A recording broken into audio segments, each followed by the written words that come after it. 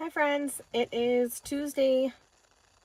Yeah, it's been a long week already. And it's Tuesday, October 18th. And I'm coming at you with a nightly update from Robert and family. Sorry, I've been off for a couple of days. It's been a little crazy. Just a lot of stuff going on and working a lot. And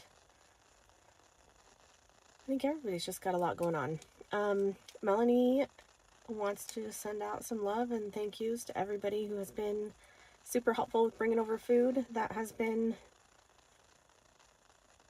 amazing. And you could just hear it in her voice tonight. Like, it just made her night that somebody had brought over some food and brought over some stuff to help her out here for the next couple of nights that she can just easy heat up and she can spend some time with her kids. I did get a surprise call from Robert tonight, so that was super exciting. He called at just the right time, which he always seems to. So I have a lot of information. I'm going to try not to make this too terribly long. And I didn't write everything down. So I'm going to try and summarize as best as I can. But we do have a couple of requests from in the jail. So the first major request is he has been talking, as Robert does. He's been talking to the people in there, and there's a gentleman in there from Nepal. And this guy does not have access to a Bible in his language.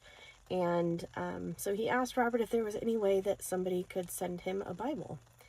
And I don't know if it's translated into Nepali, I think is the language that he said that it was. It was kind of funny. Robert tried to explain to me how the guy pronounced his name. I'm not even going to try.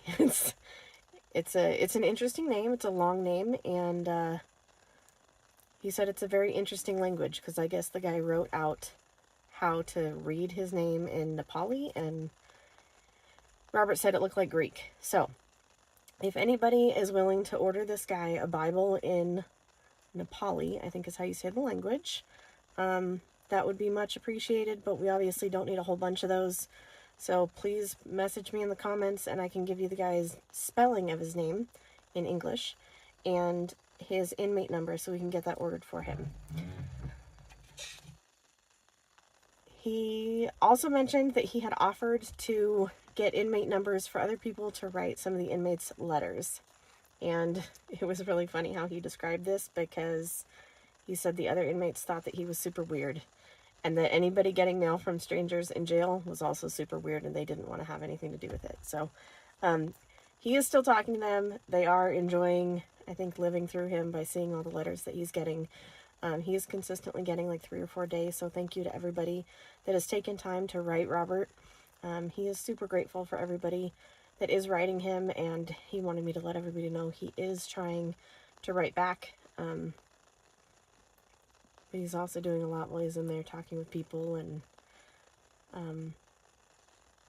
there's not a whole lot to write about. So he's just trying to get 1 or 2 out a day, and he's going to try and write everybody as quick as he can. So in addition to the request for the Bible, there was one other interesting request that he had. And this one's kind of a heartbreaking story. So there's a gentleman in there, and he had been in there for 14 months while he was waiting for his trial for COVID. And it wasn't even his trial,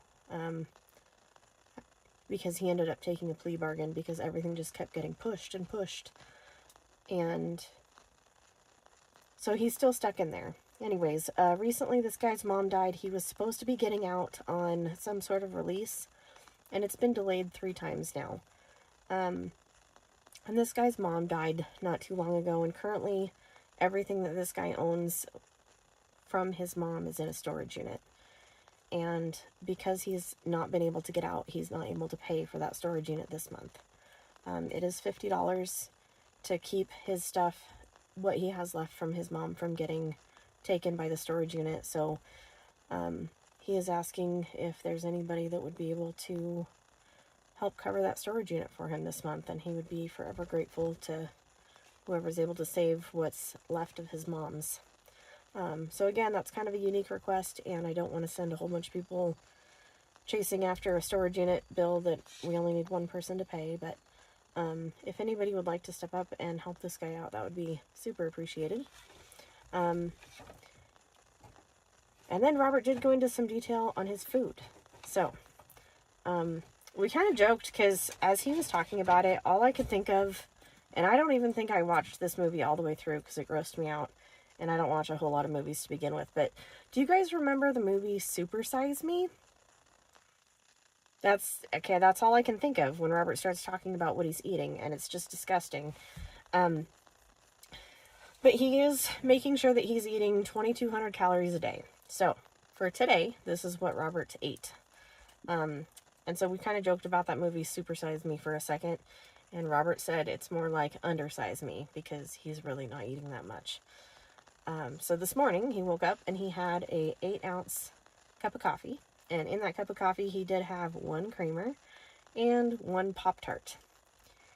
Fast forward to lunch, he had some ramen wrapped up in a tortilla, which I'm not sure how that, I don't know. I hope he at least has a variety of ramen, like some chicken, some beef. I don't know. Okay, so as he's telling me how many packets of ramen he's eating, I also told him that, like, maybe he should consider eating something else because with all that MSG, he's probably going to have a heart condition. And this is really sad to kind of joke about this, but I'm just trying to keep it light. Do you understand how many people right now need a cardiologist? Like, this is not the time to need a cardiologist. So I told him, like, he better be watching his heart, because everybody needs a cardiologist right now that went and took out that experimental, you know. All right, so ramen at lunch, ramen and tortilla chips for dinner. At 9 p.m. he has a snack, which is some ramen. And then at night, right before he goes to bed, he has some peanuts. And that's it. So, he is switching up what he's ordering. So I guess he is going to have some chili coming. And he did talk about some kind of tuna meat stuff. To me, it sounded absolutely disgusting. But I did hear some very interesting things about the creativity of the inmates. So, as everybody's preparing for, I don't know, the apocalypse or the collapse of civilization or hippie communes or whatever it is that you're preparing for, Robert has suggested that everybody needs to have, I think he said 10 inmates in their little posse because they can do anything. They build rope out of plastic bags. They can take the weirdest menu and come up with some pretty decent food. And he said they're just all around handy people. So he's got a couple of different examples, and I'll share those as the days go on. But an essential thing for your hippie commune, survival pod, posse, whatever you want to call them, he suggests finding an inmate because they're very handy to have around. Alright, so I've got a couple other things that I want to cover tonight, but I don't want to make this too terribly long. CPS protest is tomorrow. So tomorrow, I believe, somebody correct me if I'm wrong, between 2 and 4 at Boise. I'm drawing a total blank tonight. Boise CPS. It's over by Pojo's off Fairview and Cole, maybe? Westgate. Fairview and Westgate. And bring chalk, bring music. And this is something that Robert has done for the last 6 years. So please, if anybody is in the area tomorrow and is able to stop by that CPS protest, please stop by tomorrow. Just for Robert, because he can't be there. And then on Thursday, we have a really drawn-out case that is coming up for a hearing, I think. Sarah, I'm sorry if I'm butchering this. But it is a status hearing, status update. So about a month ago, Sarah Brady had court, and her attorneys and the state attorneys did argue a motion to dismiss. Again, I am sorry if I'm butchering this. Correct me in the comments. But there's an update on Thursday at 1 p.m. for Sarah Brady. So if you can, please show up at the courthouse. I am going to try and make it. I'm not 100% certain if I'm going to be able to make it to Boise or not. But again, we cannot allow we cannot allow this to become the new normal in the state of Idaho. So please show up and be supportive of Sarah. If you don't know what happened, she was arrested for being at the park with her children in April of 2020 when Brad Little locked down the state. And I think her arrest was just as, if not more, obnoxious than Robert's was. Because I don't even think Sarah was making noise. But she got charged with trespassing. Alright, so I'm just going to kind of recap. If anybody wants to order that book for Robert, he's got 2 books that he's requested. One of them has been ordered. He's got 2 more personal requests that he's asked for. And then we have a request for a Bible in a foreign language. So if you would like to order that Bible in a foreign language, please drop a comment and let me know. And I'll send you the inmate number. And then we've got a gentleman in there that's asking for some help with his storage unit. This is another one of those cases. He's been in there for a very extended period of time due to COVID and the court system just delaying everything. So he needs $50 to keep his stuff of his mom's that just died for another month while hopefully he works on that release. I have a lot more to talk about. Robert and I talked about quite a few people that were in there tonight. And I kind of jotted everything down, and I need to kind of put it in order, because there's a lot. A lot of people are in jail for stupid shit.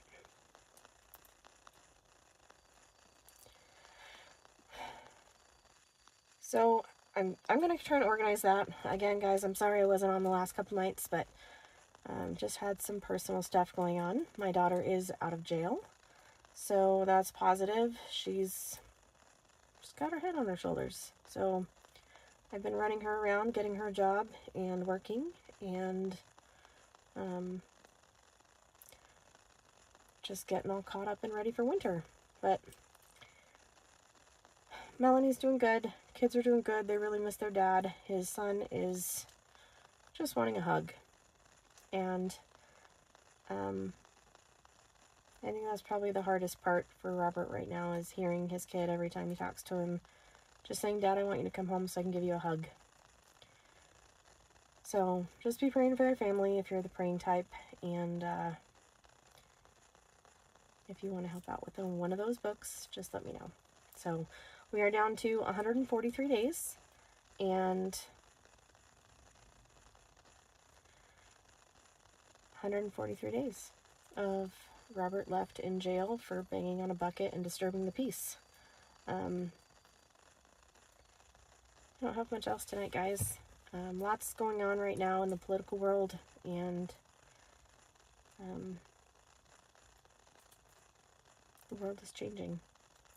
And we have the opportunity right now to decide what we allow it to become. And I would just encourage you guys all to get involved in some way or another, because we can't allow this to become the new normal in Idaho. This is not the Idaho that I want my kids growing up in, and this isn't the justice system I think anybody wants their kids growing up with, because 6 months for banging on a bucket and 6 months for driving under the influence and running into the building they should not have the same sentence. So, anyways, I hope you guys all have a great night, and drop me some comments. What do you guys want to hear about most from Robert? And I'll talk to you tomorrow. Have a good night.